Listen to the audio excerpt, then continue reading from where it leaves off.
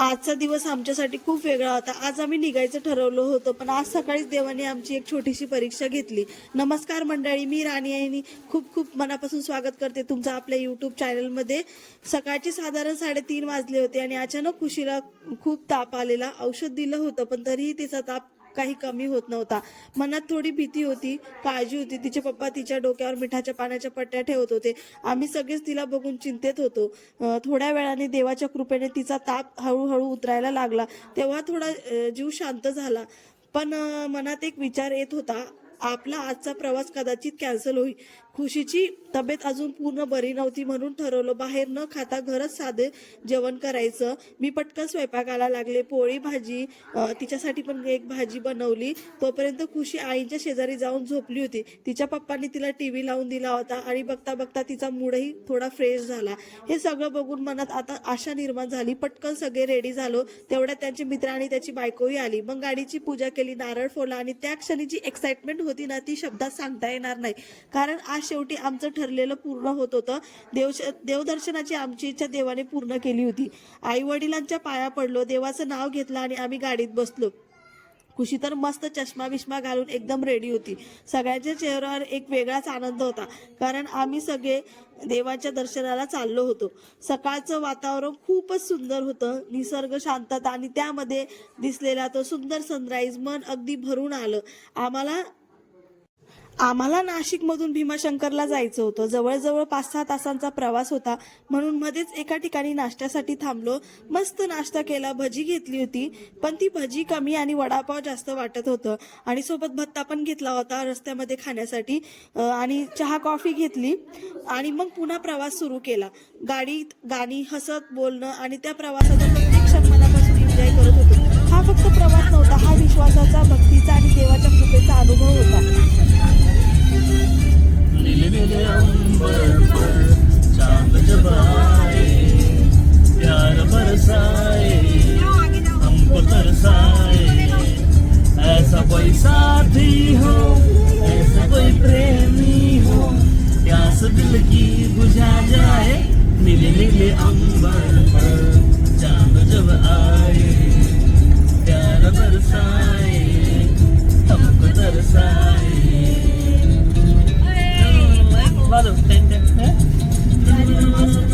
सकाळी एक क्षण असा आला होता की मला खरंच असं वाटलं, आता तर काही शक्यच नाहीये. असं नाही की मला माझ्या मुलीची काळजी नव्हती, पण त्या क्षणी मला हे जाणवत होतं की ही सगळी परिस्थिती माझी एक परीक्षा आहे, देवाकडून घेतलेली एक छोटीशी चाचणी.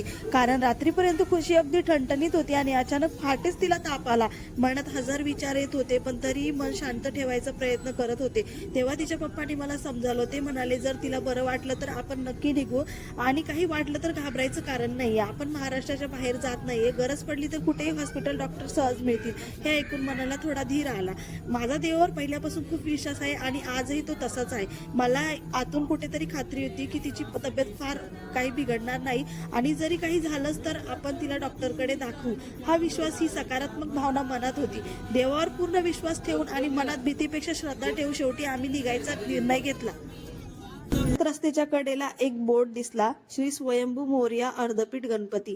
नाव वाचताच थांबावंसं वाटलं. आपण कोणत्याही शुभ कार्याची सुरुवात गणपती बाप्पाच्या दर्शनानेच करतो, म्हणून लगेच गाडी रिटर्न घेतली. मंदिराच्या आजूबाजूचा परिसर एकदम शांत, स्वच्छ आणि प्रसन्न होता. मंदिर डोंगरावर असल्यामुळे आजूबाजूचं दृश्य खूपच सुंदर दिसत होतं.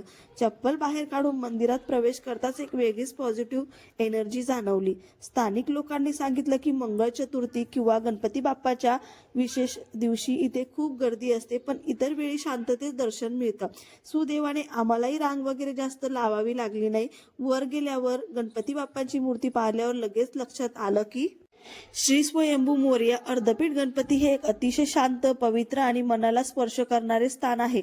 डोंगरावर वसलेले हे मंदिर निसर्गाच्या सानिध्यात असल्यामुळे इथे आल्यावर आपोआपच मन शांत होतं.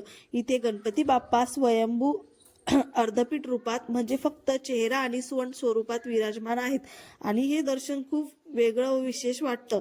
मंदिरात प्रवेश करताच एक सकारात्मक ऊर्जा जाणवते आणि दर्शन घेतल्यानंतर मनात एक वेगळी शांती, समाधान आणि भक्तीची भावना निर्माण होते. थोडा वेळ तिथे बसलो, आजूबाजूचं वातावरण पाहिलं, खाली दिसणारा निसर्ग अनुभवला, काही फोटोज काढले आणि त्या क्षणाचा मनापासून आनंद घेतला. पण पुढचा प्रवासही करायचा असल्यामुळे जास्त वेळ न थांबता तिथून निघालो. वेळ कसा जातो कळतच नाही ना, म्हणून पटकन भीमाशंकरच्या प्रवासाला लागलो. इथला थोडासा रस्ता खराब होता आणि पूर्ण भाग जंगलातून जातो.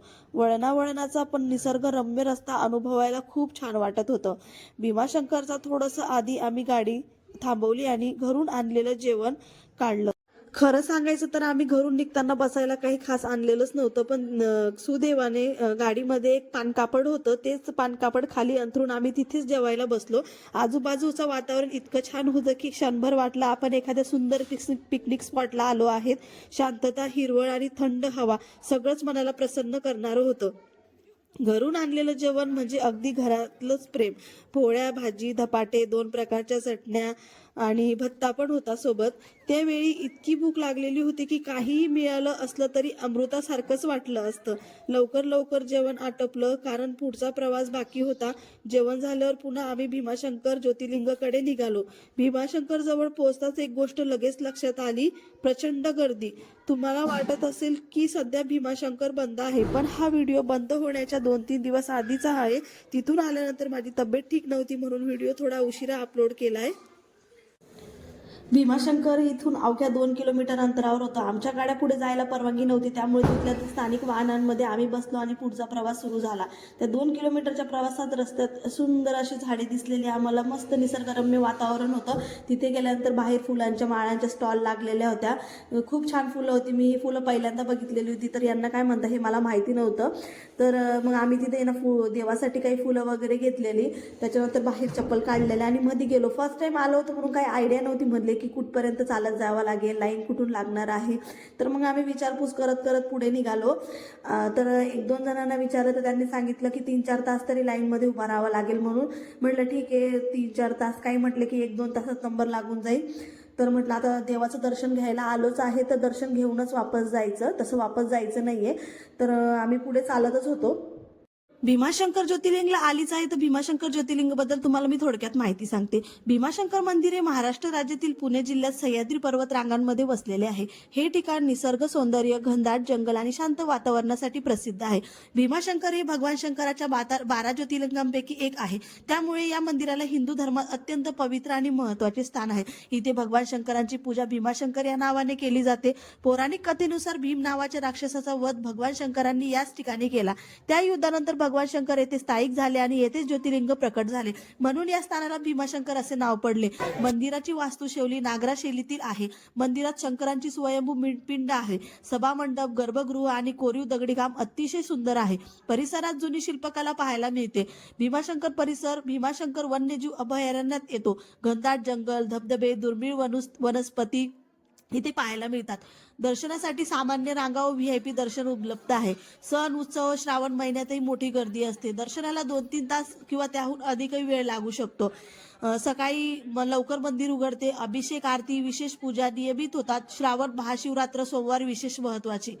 तर पुणे भीमाशंकर पासून साधारण 110 किलोमीटर आहे.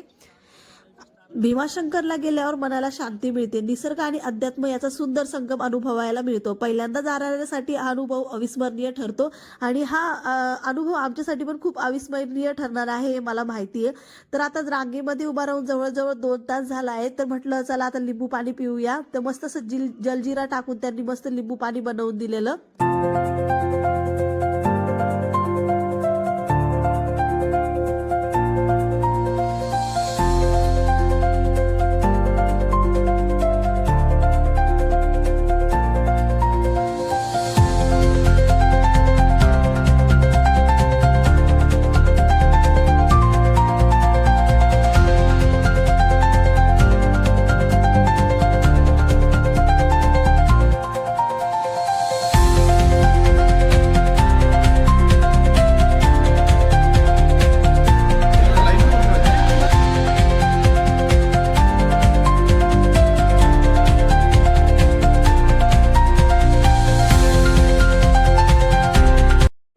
मंदिराच्या आसपास ना कन्स्ट्रक्शनची कामं चालू होती. सध्या कदाचित हे जी कामं चालू होती त्याच्यामुळेच मंदिर हे 3-4 महिन्यासाठी बंद करण्यात आलंय. आणि कसं झालं, परिसरात अनेक ठिकाणी कामं सुरू असल्यामुळे दर्शन व्यवस्थेत थोडा गोंधळ जाणवत होता. आम्ही जवळजवळ 3 तास लाईनमध्ये उभं होतो. खूप थकवा आला होता. खुशी इतकी दमली होती, झोपूनच गेली. मग मी खुशीच्या पप्पांना सांगितलं, तुम्ही तिला थोडा वेळ साईडला बसवून घ्या, मंदिर जवळ आलं की आम्ही बोलवतो. ते तिला घेऊन बाजूला बसले. शेवटी मंदिराचे बाहेरून दर्शन झाले. तेव्हा वाटलं की आता थोड्या वेळात आमचा नंबर लागेल म्हणून, कारण की आम्ही 6:30 वाजले होते. आम्ही 2 वाजेचा नंबर लावलेला होता. 4-5 तास ऑलरेडी होऊन गेले होते. हे जे दिसतंय ना, इथून VIP दर्शन होतं, पण आम्ही VIP पास काढले नाही. आम्हाला वाटलं ठीक आहे 2-3 तास इझी निघून जाणार, पण नाही, आम्हाला जवळजवळ 6 ते 7 तास नंबर लावावा लागला. आणि फायनली आम्ही मंदिरात पोहोचलो. CCTV कॅमेऱ्यामधून आम्हाला ज्योतिर्लिंगाचे दर्शन झाले आणि आतमध्ये मोबाईल वगैरे काही अलाउड नव्हता. आम्हाला पण शांततेत दर्शन घ्यायचे होते. म्हटलं आपण दर्शन घेण्यासाठी आलो आहे तर दर्शन घेऊ. तर आम्ही मंदिरात जाण्याच्या आधी मोबाईलमध्येच ठेवून दिलेले. छान असं दर्शन झालेलं आमचं. मस्त ज्योतिर्लिंगला हात लावायला भेटला. इतर मंदिरात ज्योतिर्लिंगांची जेव्हा आम्ही दर्शन घेतले तर आम्हाला दुरूनच हात जोडावे लागले, पण ह्या ज्योतिर्लिंग आम्हाला साक्षात पिंडीला हात लावून दर्शन भेटले. हा अनुभव खूप छान होता. बाहेर निघालो, थोडे फोटोज वगैरे काढले आणि लगेच निघालो, कारण की जंगलाचा परिसर होता. आम्हाला लवकर तिथून निघायचं होतं, कारण की तिथे रूम वगैरे पण अवेलेबल नव्हत्या रात्री थांबण्यासाठी. रात्रीचे 8:30-9 वाजत होते, तरी गर्दी तुम्ही बघू शकता किती आहे म्हणून. खूपच जास्त गर्दी होती. आणि तिथून निघालो आम्ही लवकर. 10:30 वाजले. आम्ही एका हॉटेलला पोहोचलो. तर आम्ही जे घरून जेवण बनवून आणलं होतं ते थोडंसं बाकी होतं. थोड्याफार पोळ्या पण होत्या. आणि आता म्हटलं एवढ्या याच्यात तर काही होणार नाही म्हणून आम्ही हॉटेलमध्ये थांबलो. तिथलं बाकीचं राहिलेलं घरचं जेवण पण केलं आणि बाकीचं हॉटेलचं मागवलं होतं. पण घरचं जेवण तर घरतच असतं बरं. पण आता एवढ्या 8 दिवसासाठी बाहेर निघालो, म्हटलं 8 दिवसाचं स्वयंपाक तर घरून करून घेऊ शकत नाही ना. मग आता बाहेर तर जेवावंच लागणार होतं. मग पटकन तिथं जेवण वगैरे केलं आणि मग तिथून निघालो. तर 12 वाजले होते. आम्ही चाकणपर्यंत पोहोचलो.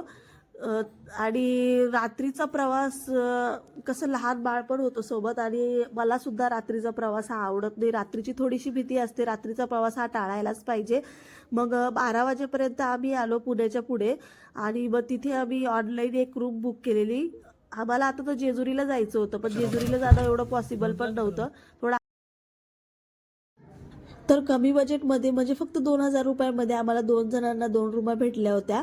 तर अपेक्षापेक्षा खूपच छान आणि स्वच्छ आरामदायक रूम मिळाली. सगळे थकलेलो होतो, खूप जास्त थकलेलो होतो, म्हणजे कारण की आम्ही 6 ते 7 तास लाईनमध्ये उभा होतो. खुशी तर ऑलरेडी झोपून गेली होती. तिला पटकन बेडवरती टाकलं आणि हा होता आमचा रूम.